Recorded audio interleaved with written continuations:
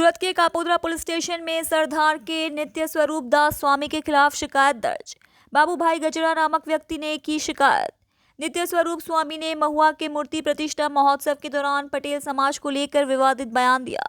स्वामी ने कहा कि 100 पटेलिया इकट्ठे होते हैं तो उनकी बुद्धि एक वाली जितनी होती है और 100 वाणिया इकट्ठे होते हैं तो उनकी बुद्धि एक ठक्कर जितनी होती है।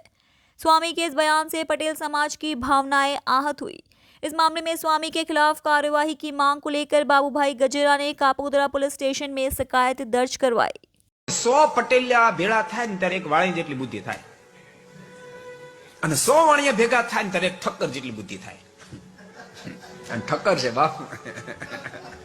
મેં ફરિયાદ કરી કે જે નિત્ય સ્વરૂપ સ્વામીએ જે આજે પટેલ સમાજ વિશે ટિપ્પણી કરી છે કે 100 પટેલિયા ભેગા થાય ત્યારે એક વાળી જેટલી બુદ્ધિ થાય, 100 વાણિયા ભેગા થાય ત્યારે એક ઠક્કર જેટલી બુદ્ધિ થાય।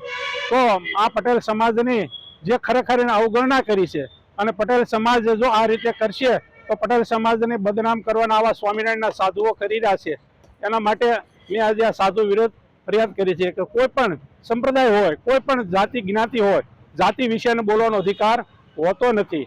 માટે આવા લોકોને ખરેખર ભગવાધારીઓને બદનામ કરવાને ઘર ભેગા કરવા જોઈએ।